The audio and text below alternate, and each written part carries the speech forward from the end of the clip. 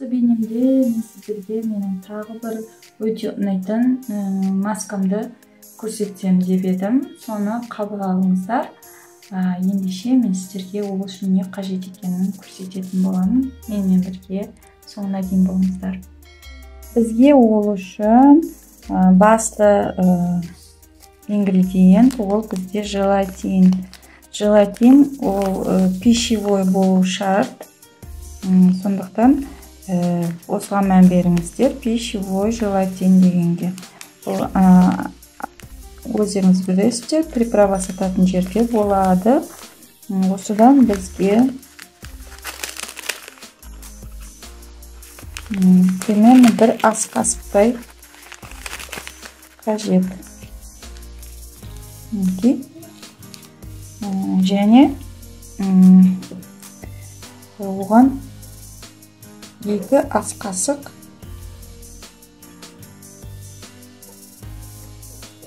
салқын су құямыз. Және араластырамыз.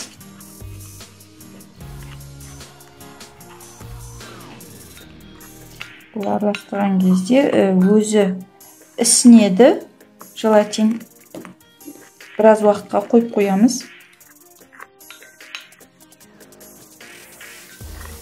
Мінекей арада бізде уже жаңағы су құйғаннан кейін осындай желатин пайда болды.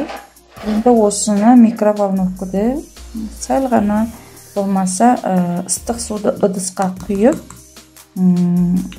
ысытып алсақ, жылытып алсақ болады. Микроволновкада де болады. Қазір сұйылтамын және ары қарай көрсететін боламын. Мінекей жылытып алдым. Осындай сұйық консистенция болады. Енді осыған жылдамырақ мен глицерин қосамын. Яғни глицерин ол бетімізді қатты тартып жібермей неге көмектеседі. Мінекей чайная ложка глицерин қоссаңыз болады. Мөлшермен және араластырып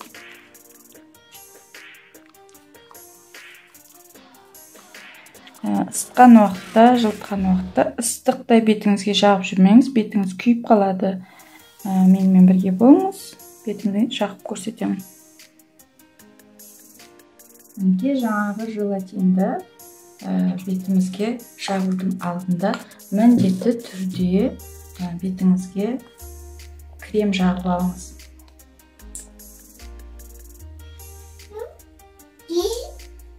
Крем жағып аласыз, міндетті түрде.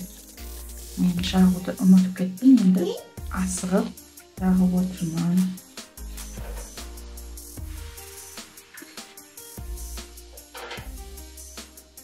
Әсіресе көздің айналасына көбіректеу жағып қойыңыз, өйткені бетіңіздің әлсіз және сондай жері, әлсіз жұқа жері көзіңіздің айналасы. Көзіңіздің айналасына қатты жақындатып жақпайсыз, бірақ бетіңізді тартқан уақытта бетіңізді, мына жеріңізді царапать етпейді. Ендеше кеттік. Мына желатинді массаж сызықтарымен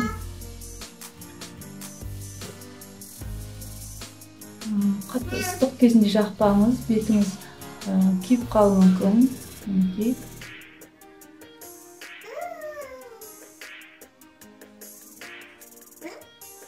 Қатты ерніңіздің тұстарына жақпаңыз, ол кепкен кезде сіздің бетіңізге ерніңізді нету мүмкін, тарту мүмкін. Жеріне тиіп кетті, енді сол жерде тарту мүмкін. Көзіңіздің айналасына жақпайсыз. Бұл желатиновый маскаға картоп крахмалын қоссаңыз да болады. Ой, крахмал емес, картоптың соғын қоссаңыз да болады, бетіңізді ағартады. Және сәбіздің соғын қоссаңыз да болады. Бетіңізге тонус береді, бетіңізді нәрлендіреді витаминмен. Және желатинді жаққан уақытта шашыңыздың, қасыңыздың жәнінен жақпаңыз. Өйткені қатқан уақытта бетіңізді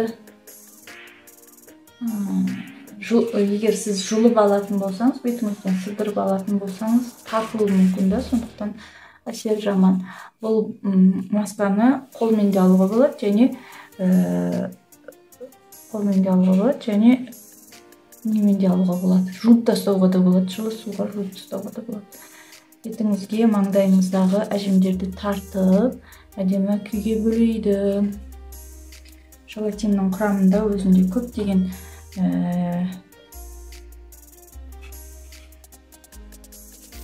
витаминдер бар, ақуыздар бар, белоктар бар. Соны сыртынан біз теріге беретін боламыз. Мен жағып жердім.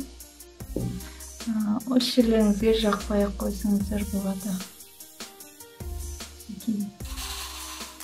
Міндетті түрде жақпай қойыңыз. Ұсынамын солай. Сондықтан жағып атқан кезде өтпей болады. Сондықтан астына үстіңізге білінсе де не бермейтін сондай киім киіп алыңыз.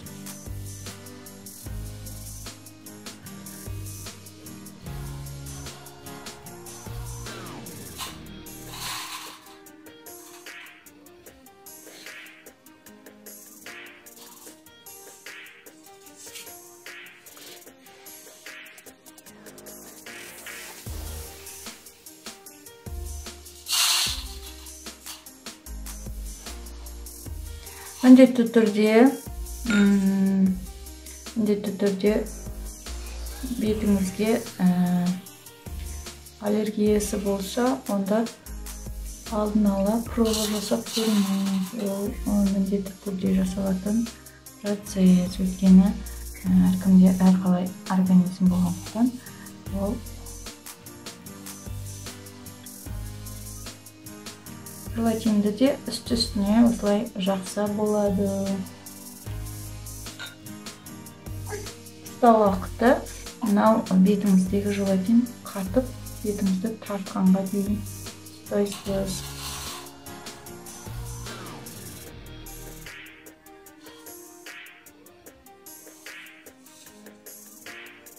Бұл лифтинг эффект береді. Бетіңізді тазартады, тартады.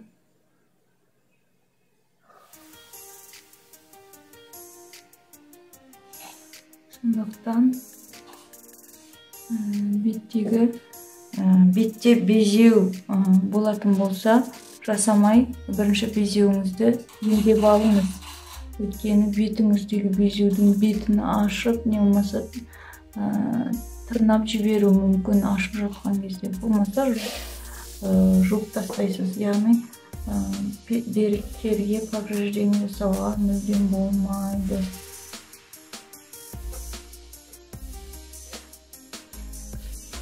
Үстіне осылай жасасаңыз болады. Мынау қасыма қамтып жатыр.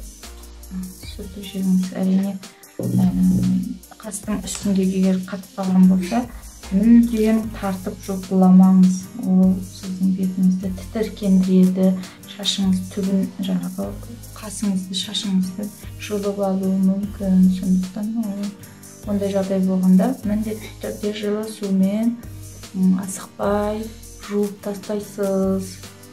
Мен енді сіздерге қазір алып көрсетемін қатқан кезде.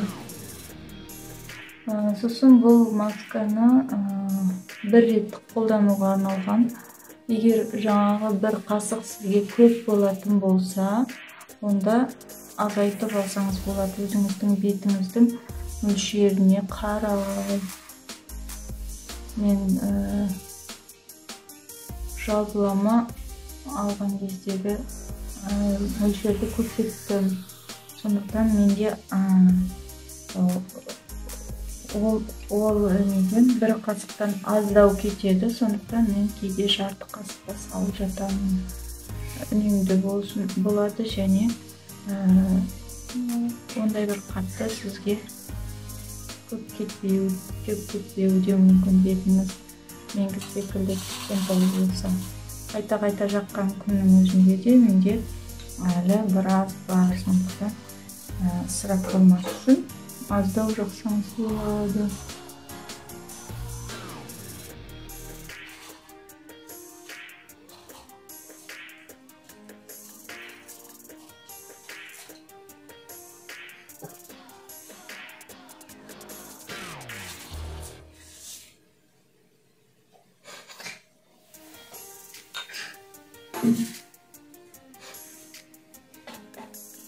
Көзіңіздің айналасына тиіспеңіз, өйткені бұл жер өте нәзік болады. Тиіспеңіз. Бетіңіз қатқан уақытта өзіңізді сезесіз, оған дейін бір тірлігіңізді жасап алсаңыз болады.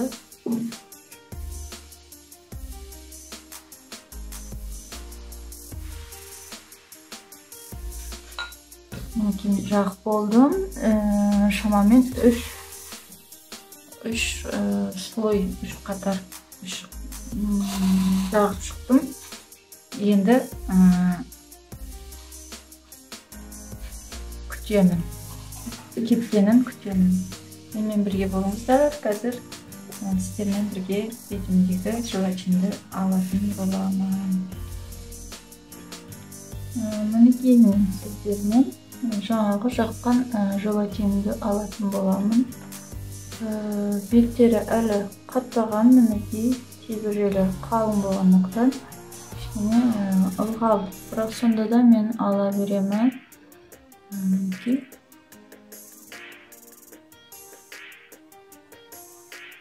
Алыну өте оңай болады. Жаңа астына крем жақ деген себебім сол еді. Произвольно осы ала бересіздер, ешқандай қиындығы жоқ.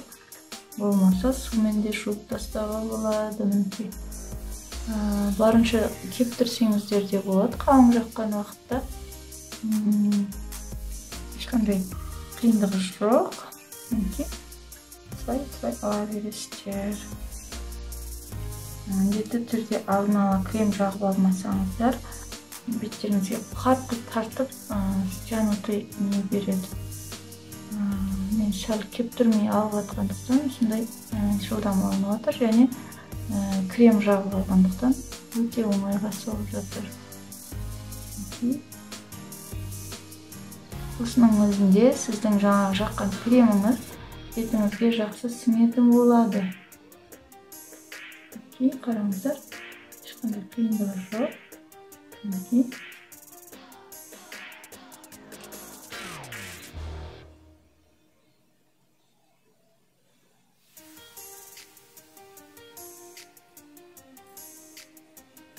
Жұқа жағылған жерлер кішкене кепкен, сондықтан тартылып әсер береді. Қараңыздар.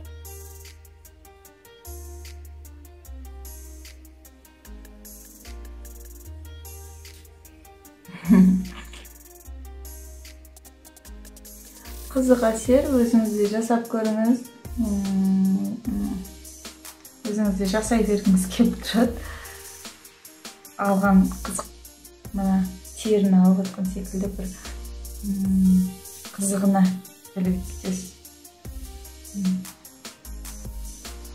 Өзіңізде бір нәрсені шұқығанға әуеспіз ғой. Шұқығып отырмыз. Өзіңіздің жанынан ақырын аламыз. Шыққа жақты.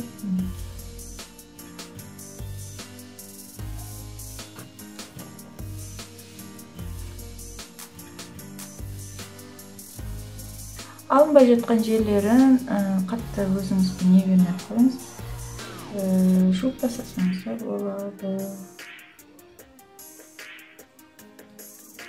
Осылай алсаңыз бетіңіздегі керек емес өліп қалған жасушаларды тартып алатын болады. Қара точкаларды тартып алады.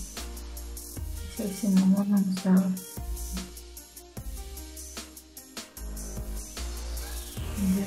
Қара точканы көрсете алмаймын, бірақ бетіңізде мұрныңызда бетіңізді қалған жерлерді тартып алсаңыз болады. Өйткені именно сол жерлерге майлы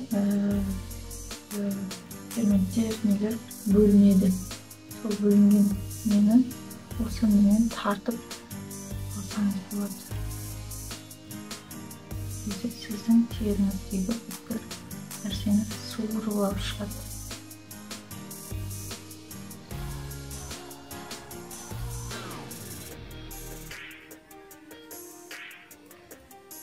Бұл ұзақ процесс. Сондықтан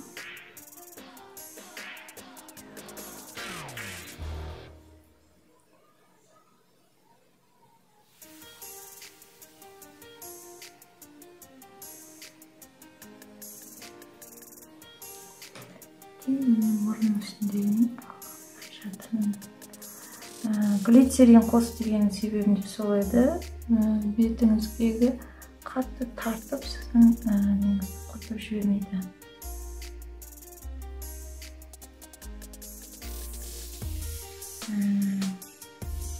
Барынша нетіп құрғатып тартсаңыз да болады. Бетіңізді тонусын жақсартады, ажымын тартады, кетіреді деген секілді.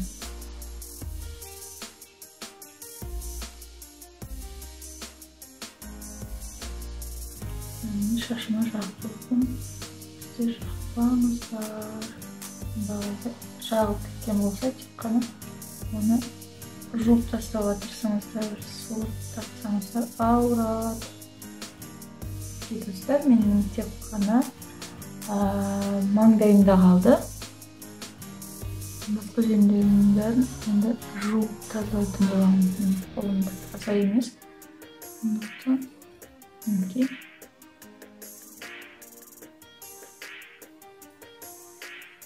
Және бұны кептірген уақытта көп сөйлемеуге, мимика жасамауға тырысасыздар. Күлкілі нәрсе қарап отырмаңыздар, ата күліп қойсаңыздар, бетіңізге әжім түсіп кетеді.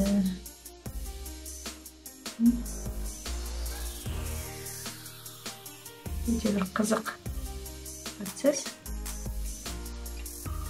Былайша айтқанда, бұл масканы жасаған кезде басқа ойлардан арыласыз. Бір қызықты, бір іс-әрекет кетесіз. Кейбіреуге ұнамауы мүмкін, өзіме ұнайды. Антистресс секілді.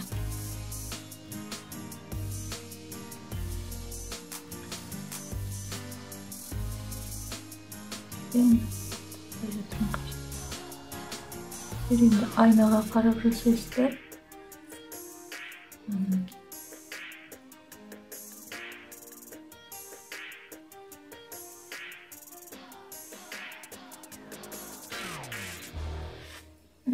Bir терім сытырылып атқан секілді.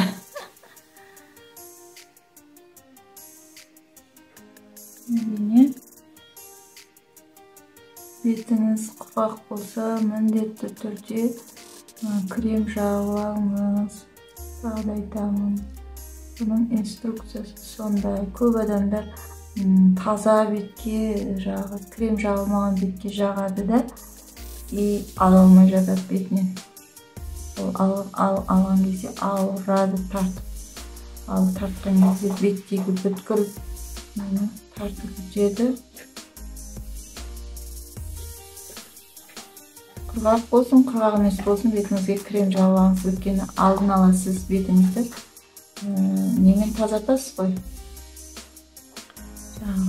Пилинг, анау мынау. Бетіңізді міндетті түрде дайындайсыз, таза бетке жасайсыз. Молочкомен жуасыз, жуған уақытта бетіңіз бәрібір құрғақ болып қалады, майлы бет болса да. Менің крем теңдей алған бар.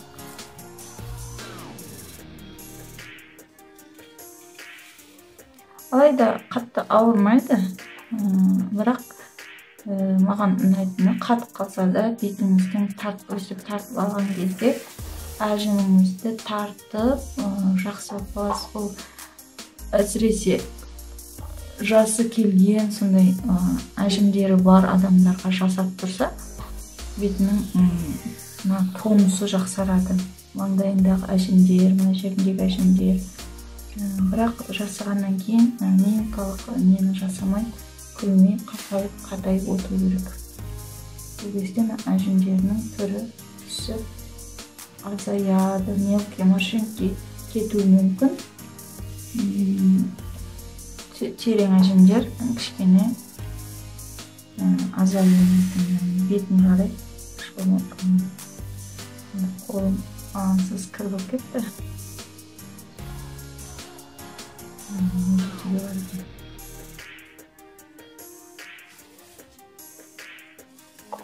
Ұстаған уақытта өзі де белгілі.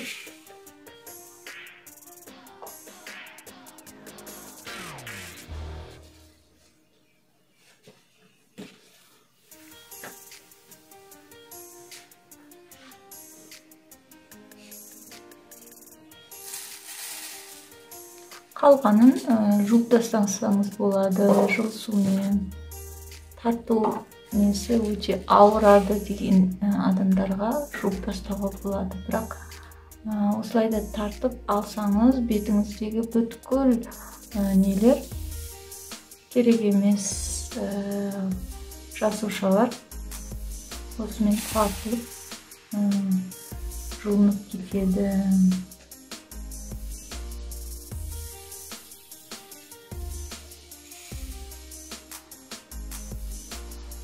Жерінде әлі бар сияқты.